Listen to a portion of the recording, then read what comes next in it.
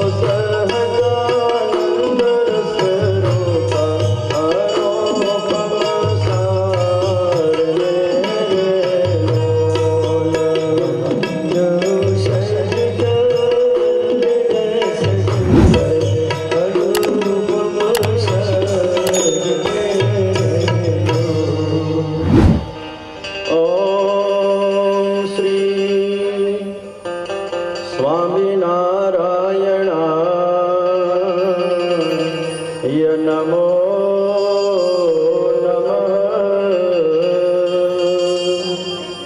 श्री पूर्ण पुरुषोत्तमाय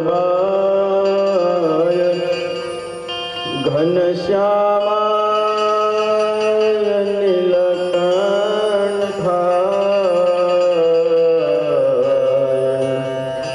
श्री सहजानंद स्वामिने नमो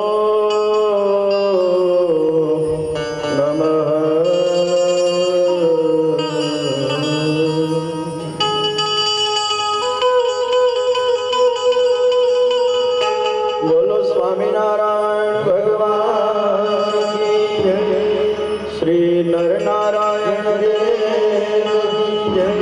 श्री लक्ष्मी नारायण देव जय। श्री मदन मोहन जी महाराज की जय। श्री राधा रमण देव की जय। श्री गोपीनाथ जी महाराज की जय। श्री बालकृष्ण श्री रामचंद्र भगवान की जय।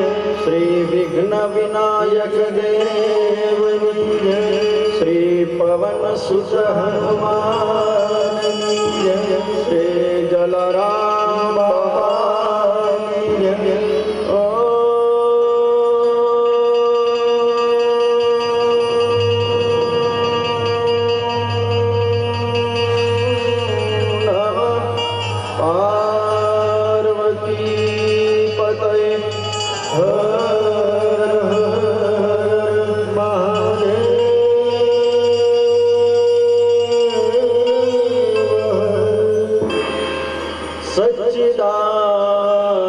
सच्चिदानंद रूपाय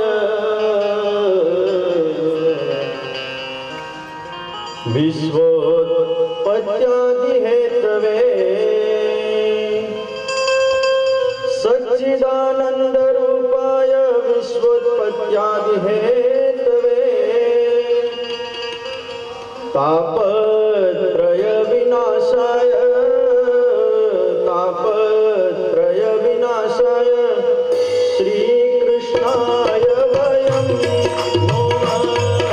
श्री कृष्णाय वयं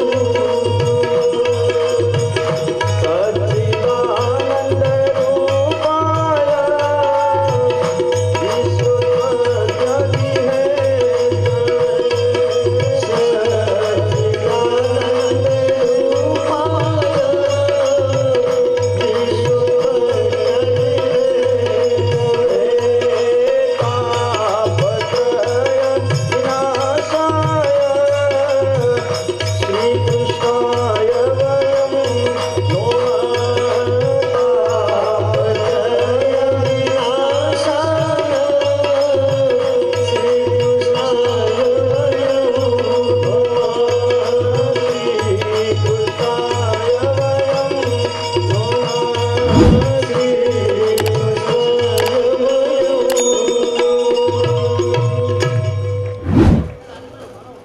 ઈષ્ટદેવ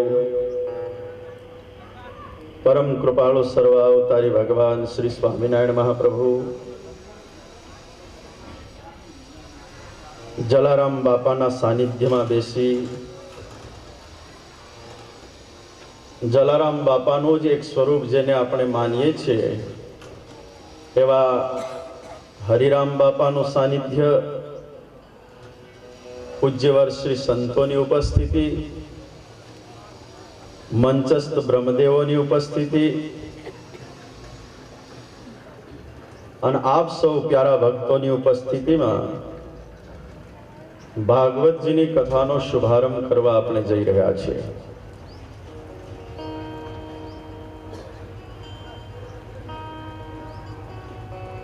વાલા ભક્તો, કેટલાય જન્મોના પુણ્યનો એકત્રિત થવું ત્યારે જીવનમાં ભાગવત કથા શ્રવણનો મોકો મળતો હોય છે. સૌથી પહેલા ધન્યવાદ તો એ આપવા ઘટે કે આ કથાના હેતુ બહુ સરસ છે. કોઈ ફંડ ભેગું કરવું, કોઈ નામનાઓ મેળવવી, સ્ટેજ ઉપર જઈને હાર પહેરવા, કોઈ ભાષણબાજી કરવી, આવો કોઈ હેતુ નથી આનો. બસ એક હેતુ છે કે રામ શ્યામ અને ઘનશ્યામ રાજી થાય અને એક મંડપ નીચે બેસીને ભજન અને ભોજન થાય. આ લક્ષ્ય છે ને એટલે બહુ આનંદની વાત છે ભક્તો. અને એવી જ્યાં કથા હોય ને ત્યાં કથા કરવાનો પણ એક આનંદ આવતો હોય. મારી એક રિક્વેસ્ટ હશે આયોજકોને, બની શકે ને તો આ થોડોક રસ્તો જેટલો ક્વાઇટ હશે ને એટલો બહુ મજા આવશે. એટલે થોડી વાર શાંતિથી બેસી જાઓ અને જે કોઈ દર્શનાર્થી આવે ને બેસી જજો. તમારી એકાગ્રતા રહેશે, મારી એકાગ્રતા રહેશે. જેટલો હું અંદર ડૂબીશ ને એટલી મને કથા કહેવાનો આનંદ આવશે અને જેટલા તમે શ્રવણમાં ડૂબશો એટલો સાંભળવાનો તમને આનંદ આવશે. પગે લાગવા આવજો, હું ના નથી કહેતો, પણ જ્યારે કથા વિરામ થઈ જાય ને બધાએ ક્રમશઃ પગે લાગી લેજો. અહીંયા બાપાના આશીર્વાદ, તમે હું પણ દર્શનની આશા રાખું એવું એ સ્વરૂપ બેઠું છે અહીંયા. અને મને અતિ આનંદ તો એ થયો કે જ્યારે રાતના આવ્યા અને આવતાની સાથે એમ કે મારે વક્તાના દર્શન કરવા પગે ચાલીને જવું છે. એ તો આ બહુ મોટા પુરુષ હોય ને એને જ આ વિચાર હોય, બાકી તો ભલભલાને મોટાઈના ફૂંકા આવી જાય. તમારી વાત નહીં, અમારી વાત કરું છું કે હું વક્તા છું ને હું કોઈને ન નમો ને હું ન જાઉં. આ 85 વર્ષનું કે 80 વર્ષનું સ્વરૂપ બેઠું છે અહીંયા, પણ એની ભાવના કેટલી ઊંચી છે. તો એની ભાવના જે છે એની ભાવનાને, એના ભાવને, ભગવાન પ્રત્યેના ભાવને, આપ સૌ પ્રત્યેના ભાવને, આપણા સૌના પ્રત્યેના ભાવને વધાવીએ કે બાપા ખૂબ જીવો, ખૂબ જીવો અને આપનો કૃપા પ્રસાદ અમને સૌને સદાને માટે મળતો રહે. બસ એવી જ એમના ચરણમાં એક પ્રાર્થના અને એક અપેક્ષા છે. તો વાલા ભક્તો, કથાના હેતુ છે ને એ બહુ સરસ છે. તો કથા કરવાનો મને આનંદ આવશે અને સાંભળવાનો તમને આનંદ આવશે. તો ભાગવતજીની કથાનો શુભારંભ કરીએ. વર્તમાન સમયમાં બહુ જરૂરી છે કથા, પણ માણસે શું કર્યું છે કે ભોજન તરફ લક્ષ્ય રાખ્યો, પણ ભજનનો લક્ષ્ય જે હતો ને વર્તમાન સમયમાં ડાઉન થતો જઈ રહ્યો છે. ભોજન તરફ આપણે લક્ષ્ય રાખ્યું, શરીરના સુખના સાધનોને સંપાદન કરવામાં આપણે મહેનત કરી, લેકિન મેન તમે આજ મહેનત ભગવાનના ભજનની જે થવી જોઈએ મહેનત ઓછી કરીએ છીએ.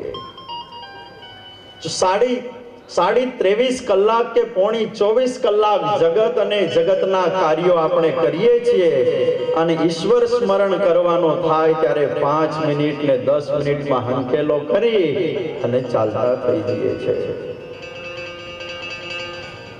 ભક્તો, 5 પૈસામાં તો છે ને લારી વાળો આપણને ન બેહાડે. આ વાત યાદ રાખજો.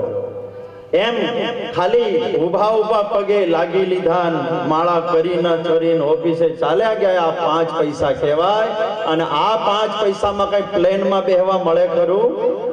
પ્લેનમાં બેસવું હોય ને તો થોડોક સમય હરિસ્મરણનો કાઢજો ભક્તો, થોડોક સમય કાઢજો.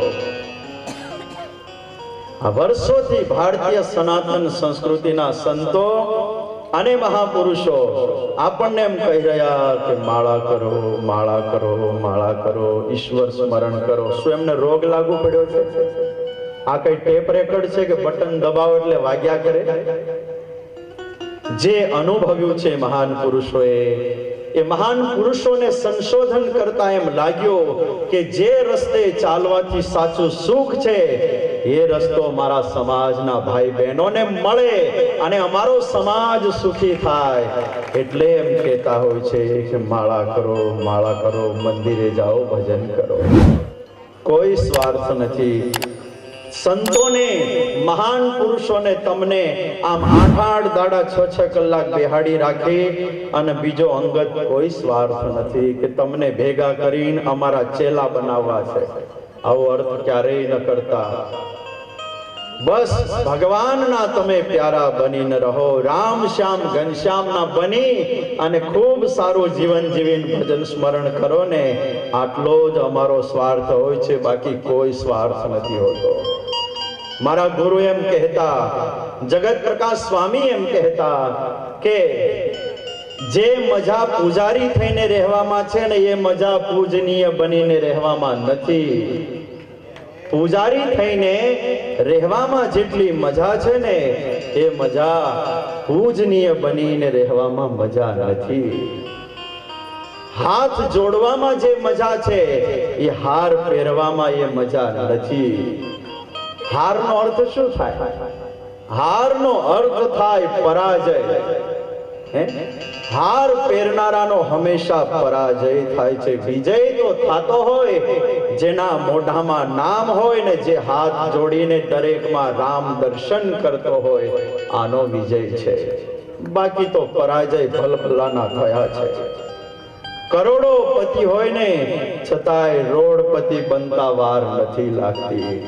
અબજો પતિ હોય, એક ફૂટ એડી વાળા કદાચ ભલે બૂટ પહેરતો હોય, લેકિન એક રાતમાં એ જમીન દોસ્ત થતા વાર નથી લાગતી.